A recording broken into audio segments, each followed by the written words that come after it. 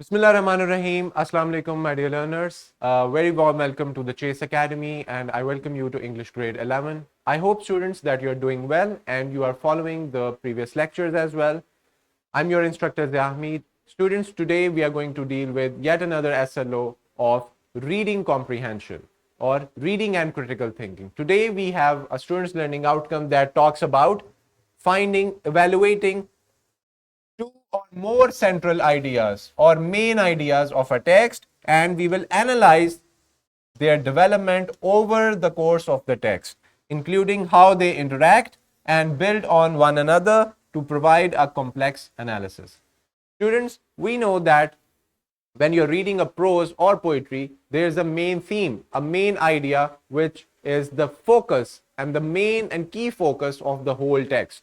So, this is very simple, but when we are dealing with two main ideas, or let's say three main ideas or central ideas, then we need to see that how these two ideas or more than two ideas are linked together, how they are developing, are they supporting each other, are they contrasting, or what are the supporting details that are supporting these main ideas. So now, students, you can see so many different poems and so many different types of fictional and non-fictional texts where you can find not one idea but two or more than two ideas. So how do we deal with it? We have to evaluate. It means we also have to provide our analysis and evaluation of these ideas with some explanation. This is our students' learning outcome of today. I hope that now we have broken it down and it's very clear. Now, students, this is your vertical linkage of the previous grade. And now, students, text, anything that is written, any piece of text or literature can contain more than one main idea. Multiple equally important arguments can be threaded throughout a single text. To identify if a passage has two main ideas or if a poem or any kind of text has two main ideas, ask yourself if both ideas are equally important or if one is just supporting the other. Now, students, main idea is actually the main message, the main and the central focus point of the text. We know that you can find your main idea at the very start of the passage. If it's a long text, then you have to skim through it. And if it's just a passage, then you will most probably find the main idea in the topic sentence. We have already discussed about what a topic sentence, supporting details, and conclusion is. So, when we are having multiple main ideas, then we need to understand the arguments of each idea, and then we have to see how they are linked throughout the whole text. Now, here is a text that I'm going to read before you, and I hope that you can see it on the screen clearly. Now, this text contains not one idea, but two central ideas. Let's see how we can identify it. Sharks are deadly predators and fierce hunters. They hunt with sharp teeth, incredibly sensitive noses, and the ability to sense the electrical current of a living body. Many people are afraid of sharks because encounters with them can be fatal. However, sharks need to be protected because they are important to ocean ecosystems. Their roles as high-level predators ensure that they maintain population levels of smaller fish, which in turn maintains the balance of ocean plant life. If there were no sharks, algae could take over the ocean. Now, students, let's see. The topic is on sharks, but what is the main idea? In the first paragraph, we see that sharks are deadly predators. It means that we need to be aware of sharks. They are deadly and fierce hunters. They hunt with sharp teeth, incredibly sensitive noses, and the ability to sense the electrical currents of living body. It means the first idea that the writer is conveying is that sharks are dangerous. But what about the second paragraph? Let's see. Sharks need to be protected.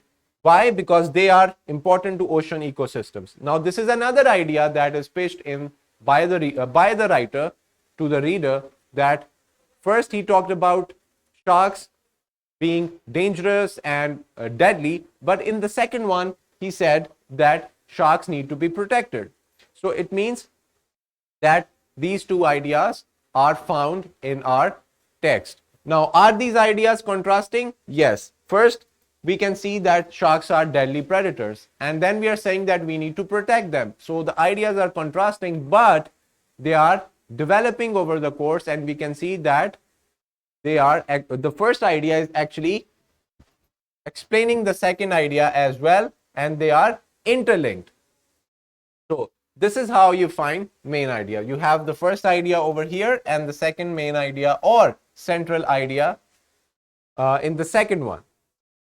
So this is an example of finding more than one or two central ideas in a text.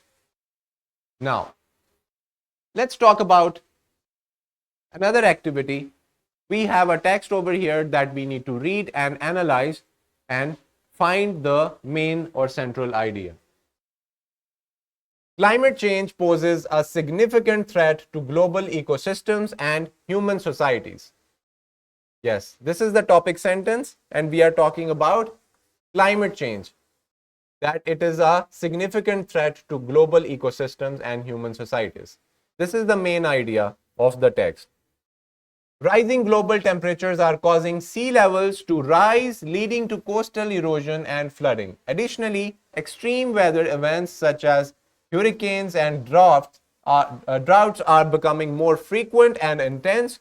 These events can devastate communities and disrupt economies. To mitigate the effects of climate change, it is imperative to reduce greenhouse gas emissions by transitioning to renewable energy sources and adopting sustainable practices. Furthermore, governments and individuals must invest in climate adaptation strategies to build resilience to the impacts of climate change. Now, students, we have the first idea, which is talking about climate change is very dangerous. And here we are talking about mitigating the effects of climate change.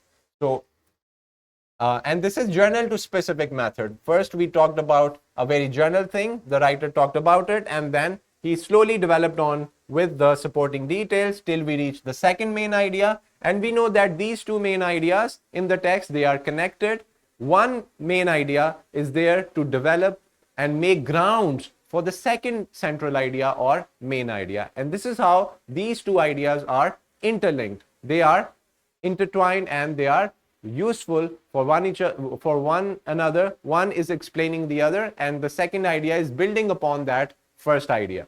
So this is how you see. This is how you find these two different ideas. Next. Now, students, you have a worksheet attached where you have to find the main idea of each of these texts that is given over here. What is the central idea? And then you will summarize the central idea by using your own words.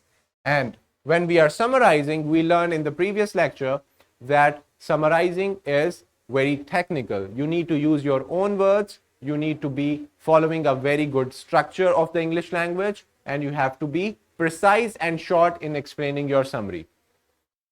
Now, in this way, you can do that. So, these are all the resources attached with the video that you can find. And now, students, for the task, you can solve the worksheet, the skill sheet, and the question bank. And also, you can find any passage from the textbook of English 11 and find out about the main idea. When you are marking a main idea, just mark it down, find the second one if there is available, and then see how they are interlinked. And this is how, as a reader, we can find central ideas. Now, if we just go back to the SLO, yes, at the start, you can see that evaluating the two ideas or central ideas of the text and then analyze their development. How these ideas are developing. Are they developing with supporting details? Are these ideas contrasting, or are they in harmony with each other? And how they are developing over the course. So, first we learn that we identify it, and then we learn to see that how they are interlinked. This is all about today's lecture, dear learners. Now it's time for you to solve these activities, solve the resources, and practice reading as much as you can. Since this was a reading comprehension SLO, so the more you read, the more you mark out and find out about the main idea or the central idea, the more you will understand that how writers or poets use them in their writing. So even if you take a poem, dear learners, you can easily find the main idea. And let me tell you again that main idea is spread all over the whole text. And you can find it easily only if you read the whole of the text. This is all about today's lecture, students. I'll see you in the next one very soon. Till then, take care of yourselves and Allah Hafiz.